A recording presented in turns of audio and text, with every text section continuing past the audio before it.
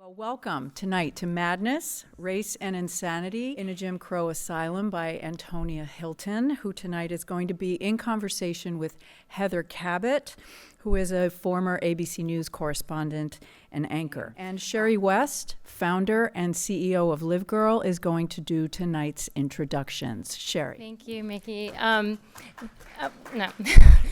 So thank you all for joining us. I'm the founder and CEO of Live Girl. We're a Connecticut-based nonprofit organization that we serve girls and young women ages 10 to 24 with free of charge leadership development, mentorship, and career readiness. We're very honored to partner with the library tonight to bring you Antonia Hylton, and I'm just really thrilled to read her bio. First, I just want to say Heather Cabot is also a critically acclaimed author and award-winning veteran journalist. She's a former ABC News anchor, and she also serves on the Live Girl Advisory Council. We're very grateful for that. And she's currently writing her fourth book, Indian School Road, which will be published in 2026. So I hope you will all come back here for that book event next year. And Antonia Hylton, it's my honor to introduce, is a Peabody and Emmy-award-winning journalist at NBC News, reporting on politics and civil rights. And she's the co-host of the hit podcast Southlake and Grapevine. She is a Harvard grad, and her New York Times best-selling book, Madness, Race and Insanity in a Jim Crow Asylum, is a call to action to reform the systems that treat people diagnosed with mental illness. We're hosting tonight's event in honor of Black History Month. We thank you for gathering to learn more about the history of Crownsville, which provides a window into the past and future of mental health care for Black Americans. As the Library Journal wrote, Antonia's book is beyond promoting systemic change. This book compels readers to look within and assess how they treat and view the people around them. It's my honor to introduce both Heather Cabot and Antonia Hylton. Thank you all. Thank you so much, Sherry, and thank you, Antonia, for joining us. This is really special for me because one of my greatest joys is making connections, and I've loved working with Live Girl through the years, and Sherry. And Antonia and I actually share a publisher, and our editor has been wanting us to meet for probably over a year, I think at least. And so it was just wonderful to be able to connect you, Legacy Lit, with Live Girl. So it's just a wonderful moment. So I'm so excited to bring you here to this community. I'd like, just kind of curious, like how many people have read the book? Okay, so so I think we should kind of start from the beginning, and maybe why don't we just give people an overview of Crownsville? Let's take people inside Crownsville. Let's start with that. Yes, it's a big and long story, but this is a book that really covers about a century of history. It is all about Maryland's one and only segregated asylum. It was founded in 1911, and for decades it was the only place in that state that was willing to accept and treat Black people suffering from mental illnesses, developmental differences, or in some cases even accused of crimes. And I came to this story, and I think it's important to share that, why I'm even here and why I cared about Crownsville and spent 10 years writing this book. I came to this story because I come from a family with a history of mental illnesses, and I studied the history of science and psychiatry in college. And I loved that work, but I realized that history is told almost exclusively from the perspective of what white people and white patients and white doctors have contributed to the field. And I didn't just, instinctively feel that something was off about that. I knew because I had family members who had gone to these places, had worked in some of these places. A great-grandfather of mine, my father's grandfather, was sent to a segregated wing, institution similar to Crownsville, in Michigan. And so I knew they were out there. And so at a young age in college, I went searching for this. And I was drawn to this institution in Maryland for a few reasons.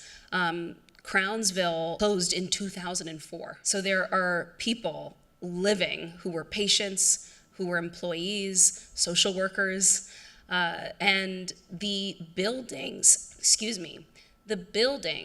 stand to this day. So if you've ever been to Annapolis or anywhere around Anne Arundel County, if you are planning to go there anytime soon, you can drive by, hop out of your car, and take in 500 acres, what was originally about 1,500 acres of this massive hospital campus. So there are these buildings that still stand to this day. And so it felt like you could reach the people, you could touch this history, you could interact with it. And at the time as a student of history, but then later as a journalist, that really was just so attractive and I think important to me. And then I think the other thing about Crownsville that stands out about its history is just its creation, its origin story. So in the early 1900s, officials, lawmakers, business owners in Maryland, but all across the country, were debating why they thought so many Black people were mentally ill. They would write about it in the paper, in medical journals, talk about it in public meetings, and some of them raised, the theory that, well, maybe after enslavement, that some of them are still struggling a little bit with that, and then they were shot down pretty quickly. A very popular theory was that Black people couldn't handle the rigors of being free, and that they were so fundamentally, biologically, and mentally different that they needed to be treated in a completely different institution, so they wouldn't be welcome in the asylums and almshouses that already existed. So Maryland and many other states create their versions of Crownsville. But in Maryland, state lawmakers make a very specific decision, which is to ask patients to build the hospital for themselves. So the institution, and you see some of the early patients on the cover of this book, and if you open up right into the front, you'll see a map of the entire campus. The core structures of that building were built by first 12, and it grew to a group of 150 men, all of whom were allegedly so ill that they were no longer welcome in public, but apparently healthy enough that they could work 12 to 16-hour days building an asylum for themselves, unpaid. The argument of this book essentially is that we need to understand this history, and I take you through it very chronologically, to understand why our mental health care system looks the way that it looks today. And it doesn't just fail Black Americans, although it certainly does. It fails all of us. And so all of us are implicated in and woven into this history. I think for me, that was what was so powerful, is you had this microcosm of Crownsville and the history around it, but then how you expanded that to the disparities that exist today in mental health care. And you even get into sort of, deinstitutionalization and the switch to community health care. Can you talk a little bit about that and maybe some of the ahas that you discovered along the way? So many ahas. Man. Well, I think one of the, and this one maybe will sound obvious to some folks in the room, I'll tell you a personal story actually first. I grew up in one of those Black families, and I think a lot of families of color or immigrant families can relate to this, where you're a kid and maybe you want to talk about your feelings, or maybe you wanted to see a therapist, and you go to your parents and you ask them about it, and they're like, oh no, we don't do that. That's just a white people thing. And so me and all my siblings, we experienced that time and time again growing up. And for a lot of us, it actually was a thing that caused a lot of resentment. We would talk about our parents behind their backs and be like, can you believe this? Our friends, they're able to do this, or they hang out and they talk to their mom and they open up to her about this going on. I can't do that. And I think it kind of bred a lot of resentment and anger. But doing this work actually helped me develop immense empathy and understanding. Because when you understand that the system wasn't designed for us, that it actually extracted a lot from us, and that it caused a lot of harm and distrust that still percolates in these communities, and I know in your work, you know this, then you start to see the comments that your parents, your grandparents were making about this space to not be them trying to shut you down or hurt you, but actually an effort to protect you. And so that was one of the major aha moments, was actually something very personal for me, is it completely lifted this anger I had held towards some members of my family off my shoulders. So I thought, oh, my mom was born in Baltimore. Her parents knew about Crownsville. And if you go anywhere really in the DMV area, but certainly in Annapolis and Baltimore to this day, Black people will tell you the rumors, the stories, the injustices that they have known about for decades and decades and decades, and just have had to kind of keep inside themselves, often because they felt like there were really no journalists and people around who cared to listen. And so then when you sit with the fact that you can see just over the years the kind of emotional and physical harm that does to someone, I think you just really, it helped me repair relationships. It gave me a new level of understanding. And so that was like the major aha for me. But there were all these other shocking moments. There's a scene in the book where a black journalist working for the Afro-American newspapers in Maryland, challenges the state leader of the mental health care system because he's refusing to integrate the hospitals. This is a hospital for the treatment of black patients, but they do not allow any black people to work there for the first 4 decades. And so this woman gets the commissioner for mental health on the phone and takes him to task. And I love that part of the book, and I don't really want to spoil it for all of you here who haven't had the chance to read it yet. But that, as for me as a journalist, it was a kind of aha in a way where I had this admiration. Parts of the conversation were so terrible, it's almost funny. But then the aha of, oh, some of the things that she's raising are still the kinds of questions I'm asking officials today. And the challenges she's pointing to in the community that she's trying to serve still exist. And so there are all these moments in the book, I think, that you'll find where you are maybe learning about something in 1910, 1930s, 1950s, 60s, 70s, but you are going to very obviously see the way that the decisions made at those times very much brought us to the point at which we are right now. And I closed the book with Jordan Neely and what happened on the New York subway for a reason, so that you can see all those connections right there. It's like that famous quote, past is prologue. I mean that is, but you have to have that historical perspective and the time and sort of the someone like you to lead us back in time to kind of connect all those dots.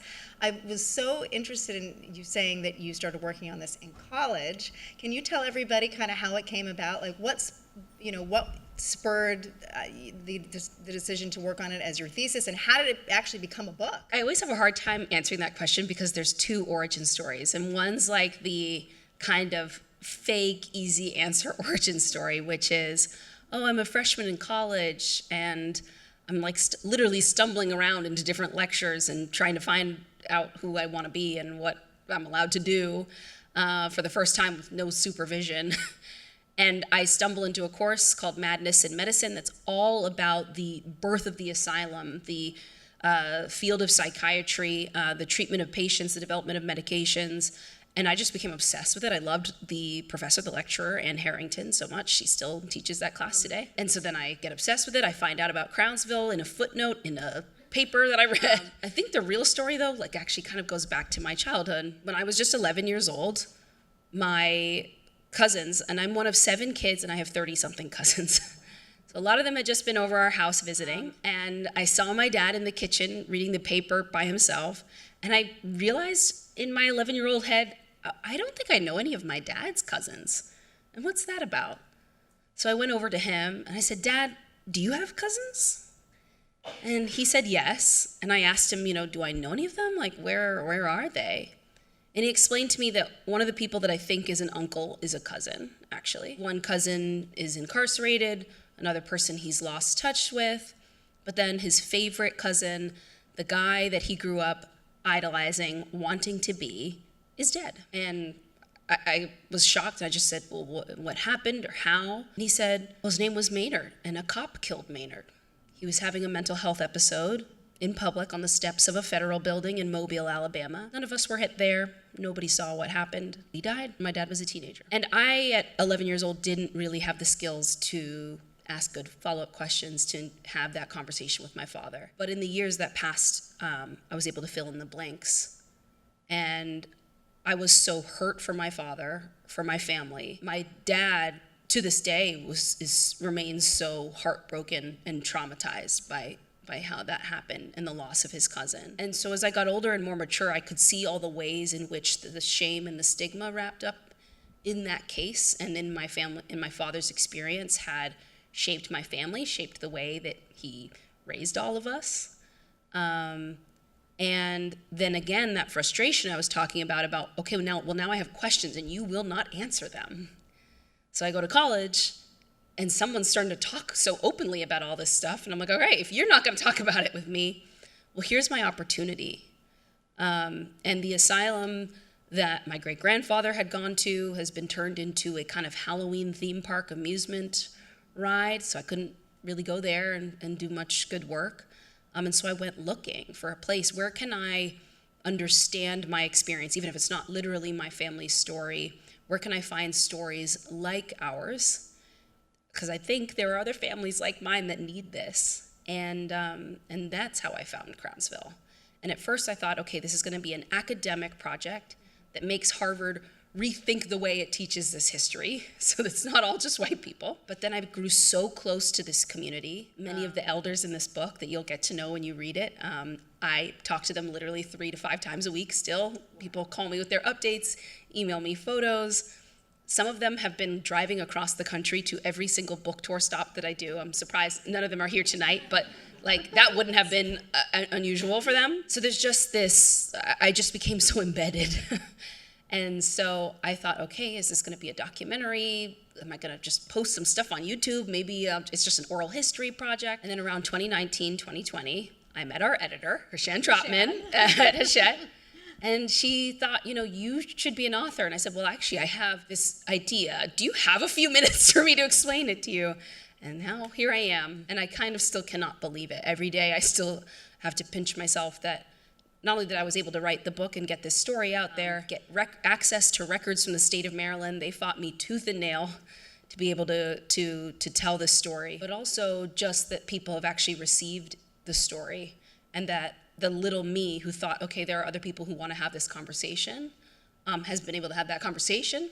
That's been, I don't have words for that. Gratifying and healing. And so it took you 10 years to really, and so for people maybe who don't know how these kinds of books come together, can you kind of take us, you said you had to fight the state of Maryland to get into those archives.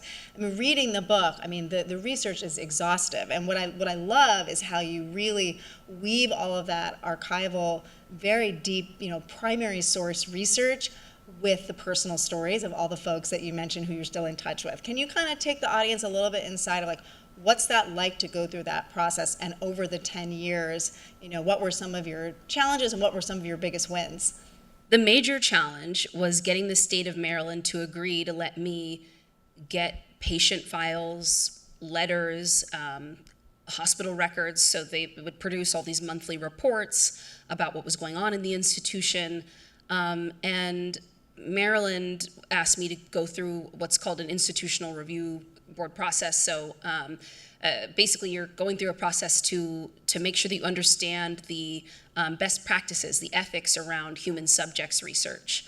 And so I checked that box off, I did that. I got letters of recommendation, I checked that box off.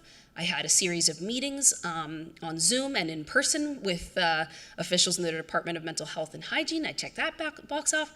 They just kept giving me the runaround. Months kept passing. And then finally, an employee, a black woman who worked for the state, got me on a video call, and she was like, yeah, you're going to need to apply some additional pressure. I don't have anything else for you to do. You've done all the stuff you need to do. But I haven't been able to get you a date to get to the archives yet, to actually get your hands on all this stuff. So I had to get some professors at Harvard, actually, to go over there and be like, hey, we did all the stuff. We sent you the letters on our letterhead. Let her in there. And so I finally get the opportunity to go. And they had, part of their defense, by the way, was, patients are still alive. You're going to see all this sensitive information. We're very worried about, you writing about them and them, not having ownership over their story. And I really bought that in the beginning. I thought, oh, they are really genuinely concerned about the patients and these families. And then I got in there and I saw what they actually had. The hospital had actually, for most of its existence, failed to keep proper patient records. So there would be a card about a child admitted to Crownsville, and they would simply write down their first sort of physical assessment of the child, a very quick diagnosis, and then and the kid could be there for years, decades, and you would never be able to find another note, it changed in their treatment plan, connection with family members, anything. And it wasn't just that stuff hadn't been saved. I found out later in my work that it had either been they didn't care to keep it, or it had been systematically destroyed by the state and the hospital was shut down. But there was one category of stuff that there was a whole lot of, and that was writings and the thinkings of the people who created this place. So almost entirely from the perspective of white men in Maryland who did not just believe in a segregated asylum and believe that, say, black people didn't deserve to work there.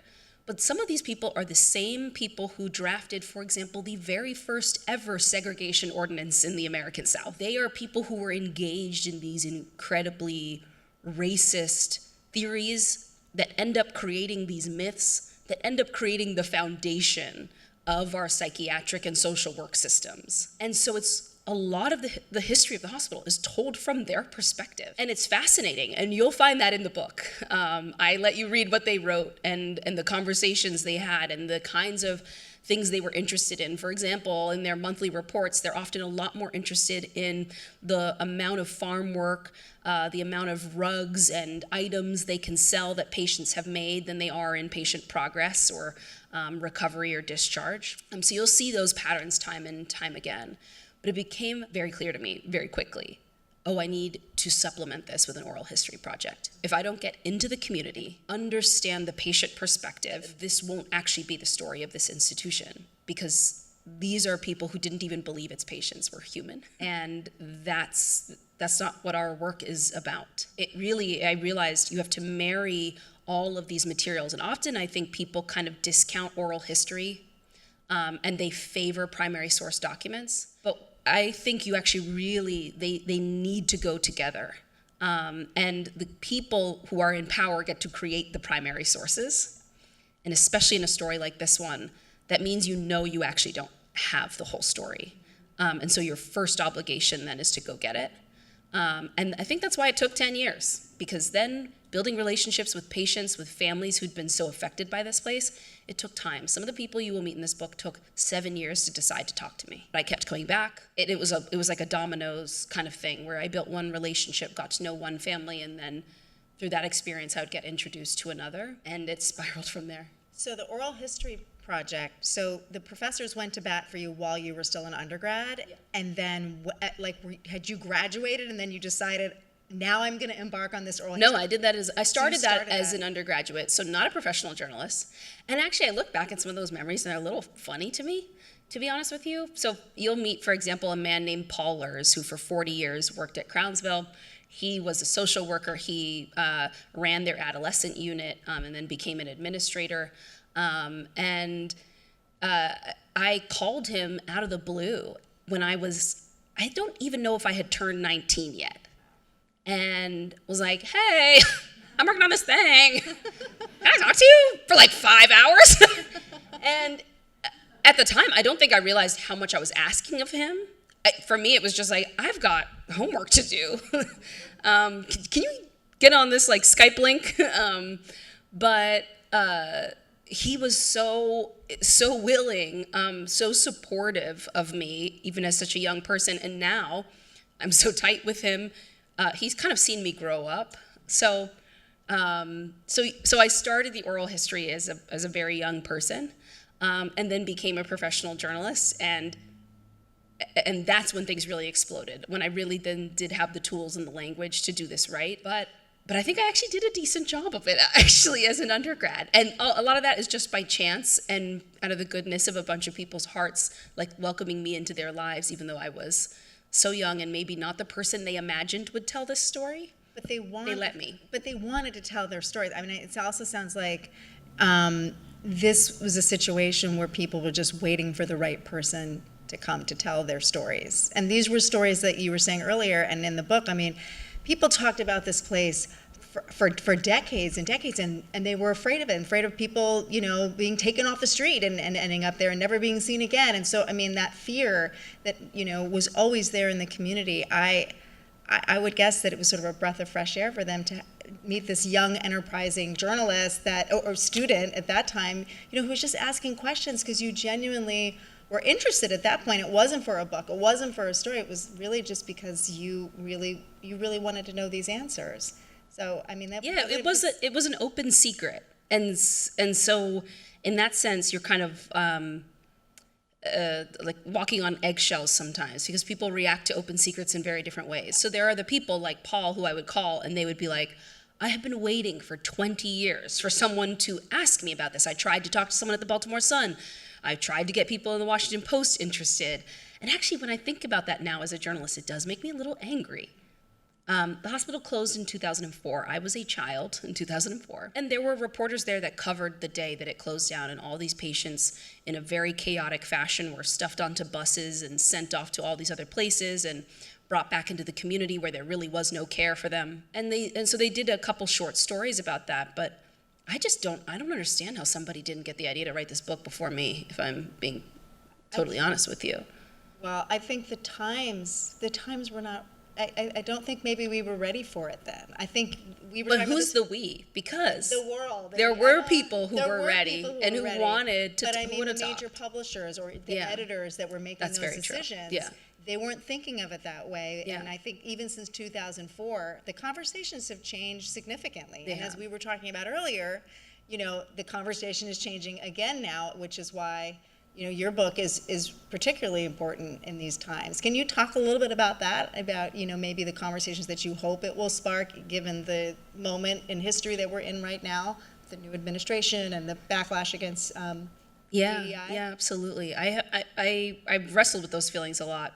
We were talking about this just before we came out, that in the months before my book was published, which was not this past January, the January before, I was really nervous because I, as a journalist at NBC, I cover the anti-DEI backlash, and I had worked on a whole bunch of stories in every corner of the country about what was happening both in grade schools and in higher education.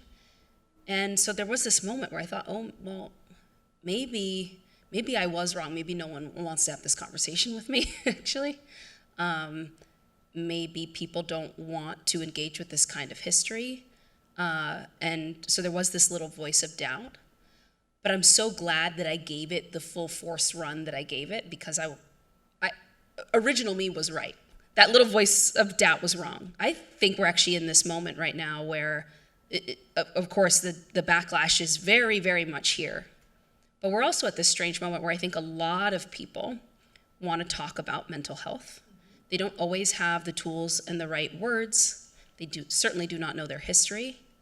But it is one of the few areas that hasn't been completely and utterly infected by partisan politics.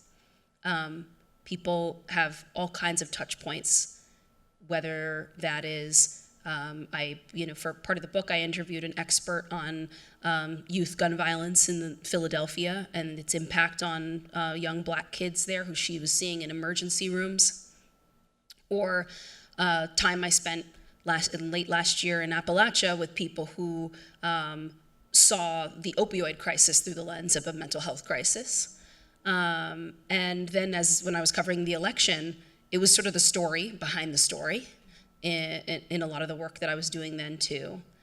And so then I think I was, I don't know, I guess pleasantly surprised by the fact that there actually are a lot of people who wanted to engage with this story, who you might not think would be drawn to this book or want to pick up this work, but they have. I hear from them every week in my email inbox. And that's actually been really joyful. Like, as a reporter, we get a lot of mean tweets and random emails and things. The vast, vast majority, I mean 98% of what I get are really interesting, thoughtful questions. People asking me for additional sources and things they can read. And this is from people who might already know this history, who are Black and just want to talk to me about family too. And it's from people who, again, you might not imagine as my reader. And that has really filled me up and reminded me to stay the course on the things that matter and the things that I care about and the stories that feel important to me. And I know there are some young people in this room still figuring out things they might want to do in their lives. And the advice that I've been giving to a lot of my young readers has been, when you do something or you experience something or you read something and you feel that kind of fire in your belly or your chest, and you realize that you like this not because a teacher assigned it to you or some friend told you you had to watch or read this, but because you just are so you can't stop thinking about it. That is such a sign to you about your purpose, what you are good at, what's going to make your life feel whole. And this is that experience for me. It is literally something that has been, I guess, like snowballing, percolating since I was 11 years old, in some form or another. And I'm so glad I just kept listening to that thing in me that told me to keep going, keep digging, have another phone call, ask for one more document, gather one more photograph, because even in this moment at which I think maybe another publisher, not Krishan, but someone else might have been like, I don't know if we're doing this right now. I did it, and it was a success. And I think that that's a model right now. Instead of pulling away, people need to double down and do more of this work now more than ever. I love you, and I love that. I love what you said.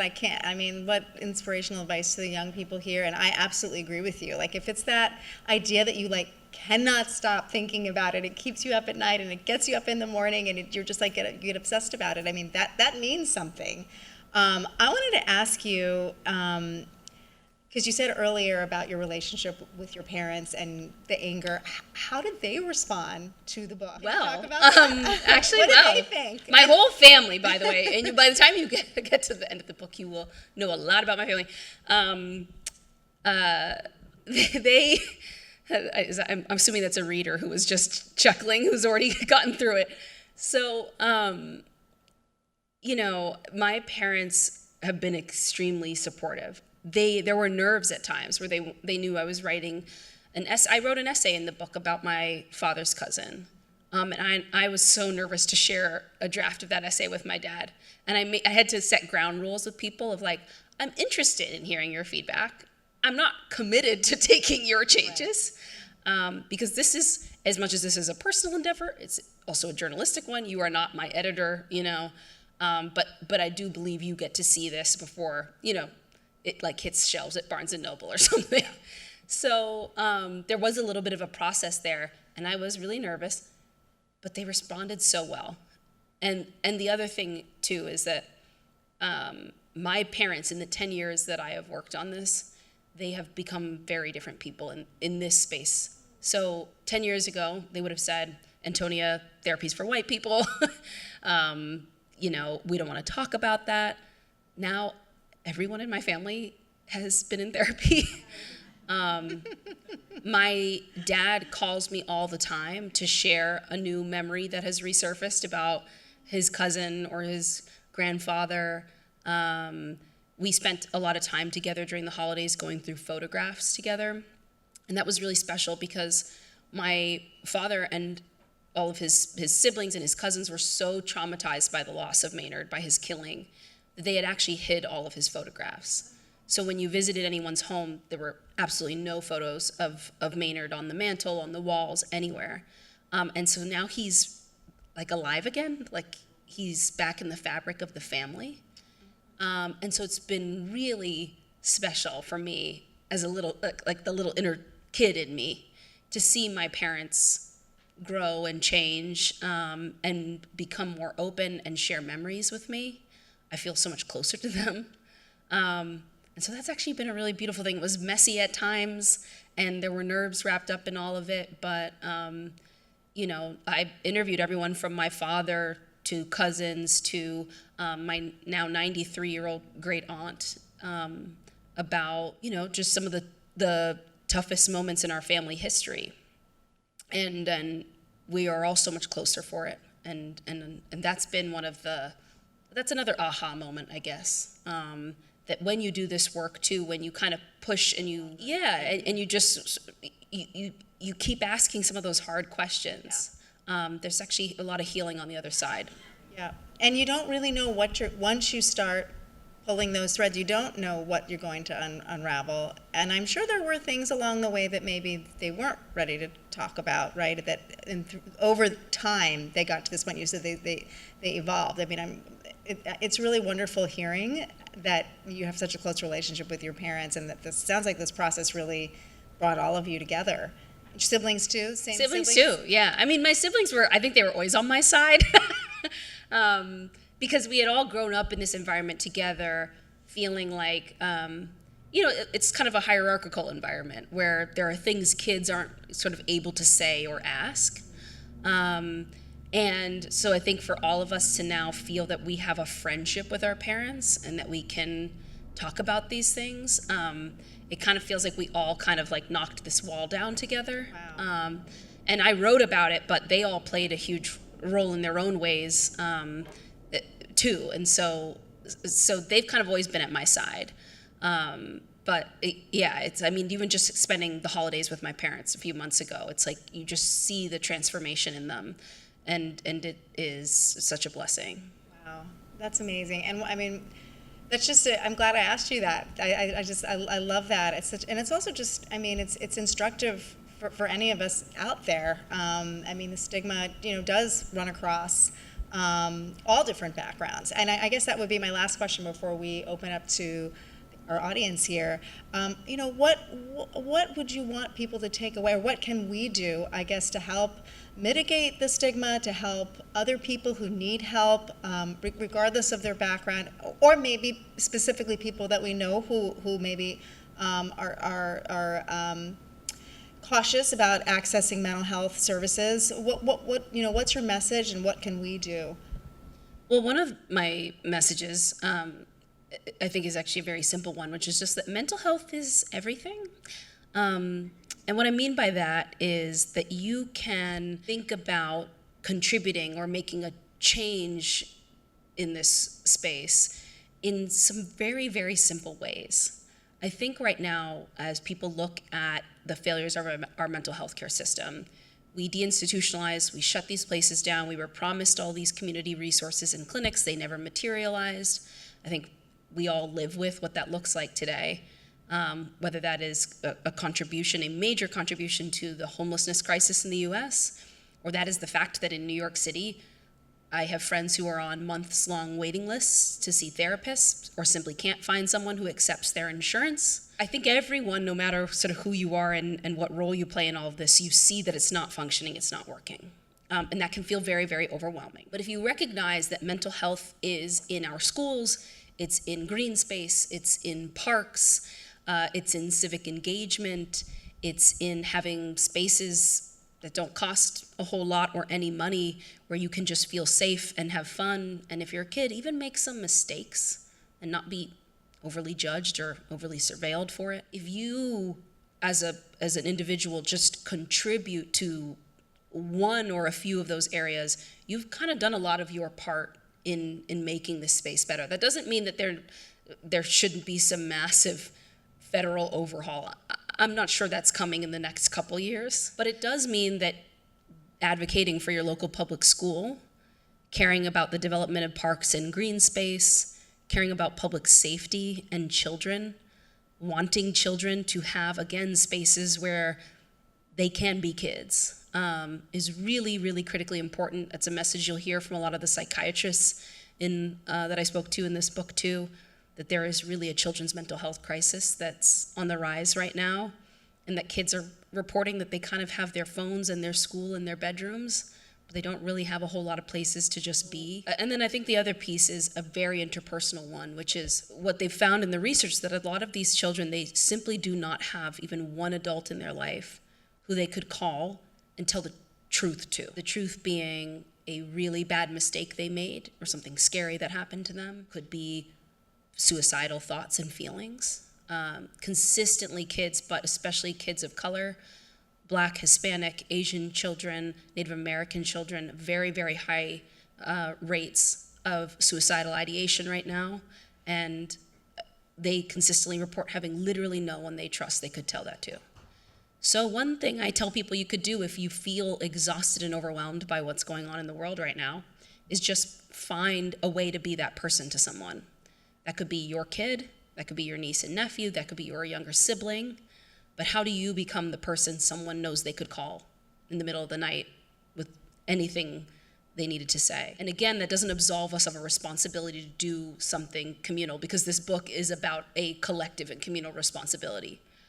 But you will see all these moments in this story in which there really is a change or transformation, in which a patient is able to recover. It's often not really about medicine or technology, a new drug, new pill someone can take. It's often really just about human intervention love and patience. A nurse who sat at somebody's side for several months and just refused to let that patient feel alone. Family members who surround someone with love and forgive them in their darkest hour. Those are the patients you see recover. And so it means that community is everything. It means that mental health is in everything. And it also means that there are some very easy steps you could wake up tomorrow and do and be, and you would be able to make a change. I love that. And I especially love that because now that I'm in social work, I get a chance to do that in my internship. And I see that with the young people that we work with oftentimes. So I work at a shelter for runaway and homeless youth in Westchester.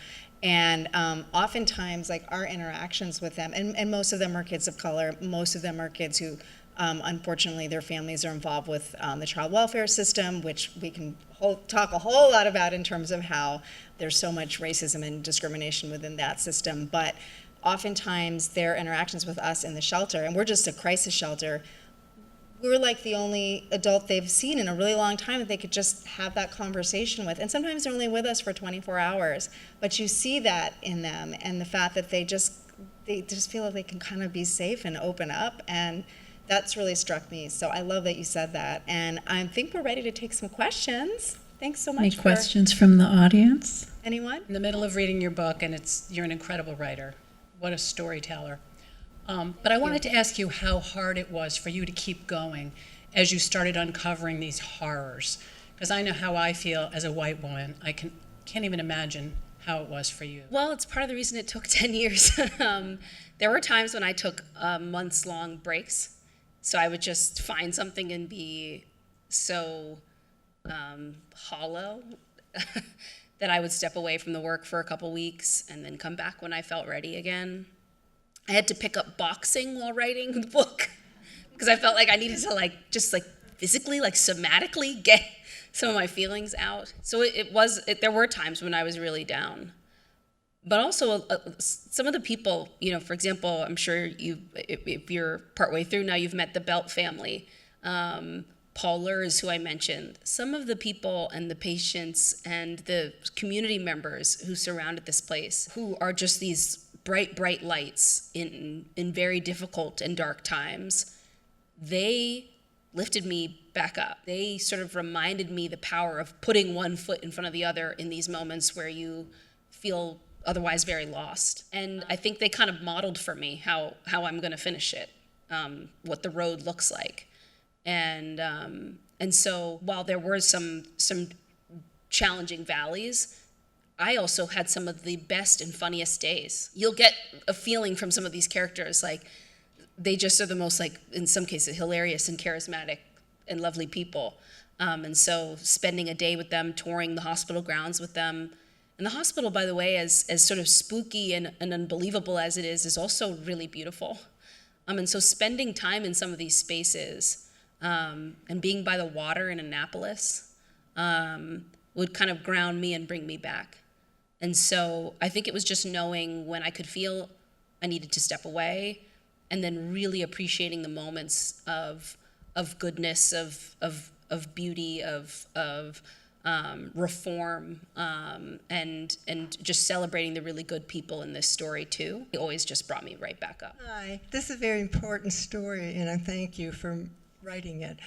What's puzzling me is Crownsville closed in 2004? Yeah. Okay.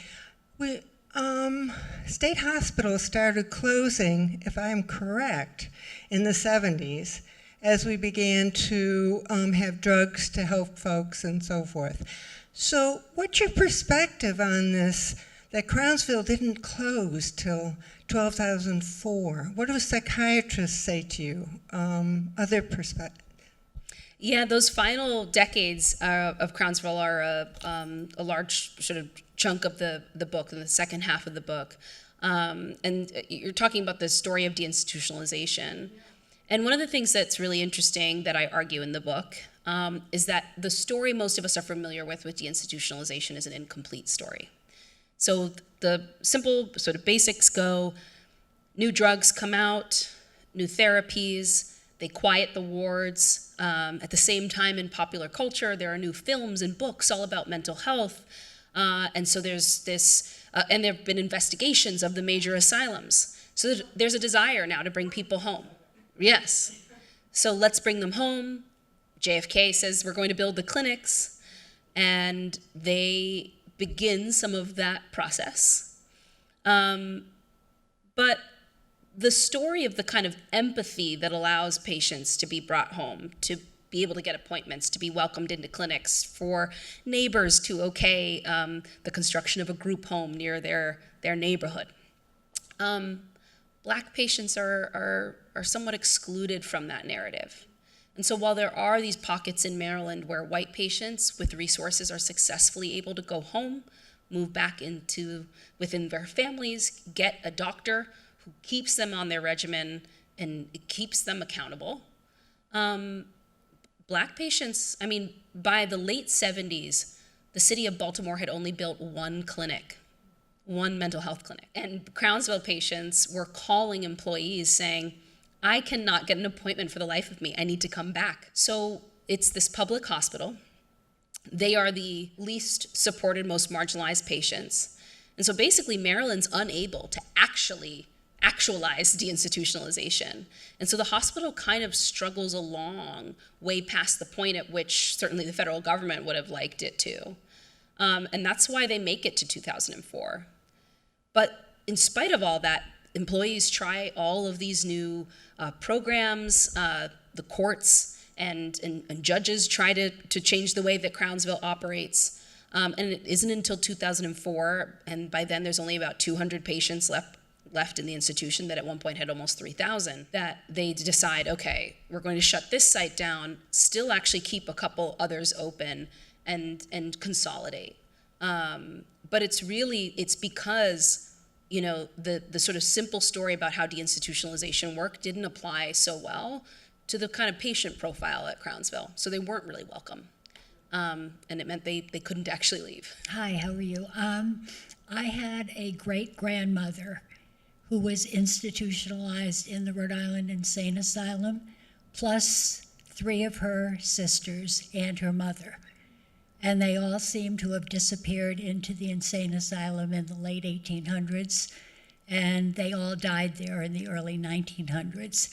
And I was reading your book, and I had to stop in the middle of it because I remembered that my great-grandmother's death record said Rhode Island Insane Asylum. So I went researching over the past week, trying to find out what I could about that insane asylum. And I've got the same roadblocks that you had, because you go and you look, and the patient records are, well, maybe they're here, or maybe they're there, or maybe we threw them away. And there doesn't seem to be any way to find this stuff. And the question is, if you're at a roadblock like that, and I'm old, so I'm not going to go running over to Rhode Island and say, okay, where are these records? Is there any sort of recommendation that you can give for somebody from afar how to go and see if these patient records are still there someplace? I have a few recommendations. The first would be the sort of above board process, which would be reaching out to Rhode Island's equivalent of the Department of Mental Health and Hygiene. Every state has one. Asking to get on the phone with an employee there, giving them as much information as you can, and then you have to stay on that employee. Every week, send them a follow-up email. What did you find? Did you call this person you told me you're going to call? Because if you are a family member who has proof someone was in one of those institutions, they actually do have to at least attempt to tell you. And you do have a right to see their patient records. So if the records exist, you do have a right to see them. But a lot of states have, you may find they've destroyed them, especially if we're talking 1800s. Another way to go about it that I know is very common in Maryland is that people reach out to journalists or people like me or some other researchers at Johns Hopkins, for example, and will say, hey, I've tried this with this department. They really aren't getting back to me and no one's answering my phone calls. I hear you have gone to the archives. You have access to this stuff. Can you look out for this name? And often people are very willing. I did a lot of that because I was looking for patient stories. And it actually really helped me to have a person to look for, a story to focus on. And so I have no doubt that there are people in Rhode Island, probably at Brown, who are doing some of this work, who want to, find families, people to possibly interview. So you may be able to find someone sort of on that side path who could do, I don't know Rhode Island's laws and systems well, but I know that there are people who do. So that would be my recommendation. And thank you for sharing some of your story. So many of us have these stories, and a lot of families try to hide them, and then you find a piece of paper, or you happen to ask the right question in a moment, and a whole new world is open to you. But thank you for sharing that. Just have a question. We read the book in our book group of The Woman Who Would Not Stay Silent, basically about a white woman who was incarcerated in an insane asylum by her husband because he was just trying to get rid of her. Do you have any indication as to how many of the people who were at Crownsville were there incorrectly, that were not mentally ill, and just suffered as basically as prisoners and slaves in this institution without really having any severe mental illness? It's hard to put a precise number on it, but I can tell you that employees will tell you that they think it was well over 50% weren't supposed to be there. And if you look at some of the records, especially in those early decades, one of the major themes in the 1910s, 20s, 30s, 40s is that there are these allegations that keep resurfacing that the hospital is actually keeping healthy Black people at it to force them to offset the cost of the hospital by performing basically slave labor. Crownsville's patients ran a massive, highly productive modern farm that outproduced all of the peer hospitals, despite the fact that they were smaller. Patients were put into these rug shops, carpentry shops. They were entered into art competitions, and the hospital would sell their goods to offset the cost of their care. So patients never received any of the money from that. During the First World War, patients were forced to labor for nearby farms for nothing, essentially slave labor. And so you see in those early years an acknowledgement in some of the letters, writings, and certainly accusations from the Black community. People literally saying, my brother is fine, and they won't let him out. I mean, that kind of thing. And so while there's no number I can give you, there was a lot of that going on. And Paul Lurs, who I wrote about, who worked at the hospital for 40 years, one of the reasons he decided to get into social work and mental health was that he had this very powerful memory as a child of watching one of his neighbors get dragged away to an asylum because her husband no longer wanted to be married to her. And everyone in the neighborhood knew she was fine, but he had accused her of being insane. And just the realization that the system could be weaponized against women and minorities in that way changed him at such a young age that it completely altered really the course of his life. I think you'll see a lot of threads and connections to what you've read here too. If you've not read this book, it's time to read this book. Thank you, Antonia. Thank you so much for being here tonight, and thank you, Heather. And thank you. I meant to say thank you to the New Canaan Library for And to hosting Live this Girl. wonderful event. Thank you so much. So for being on please, this. Antonia will be here signing books over here on the side with Elm Street Books. Thank you all for coming out tonight. Thank you all for being here. Thank you. Thank you for your thoughtful questions. Thank you, Live Girl. Thank you so much for such a thoughtful, and this conversation went by in 5 seconds, which is a sign of a great conversation. Absolutely. So I loved so it. I appreciate loved it. you. Thank you. Thank you.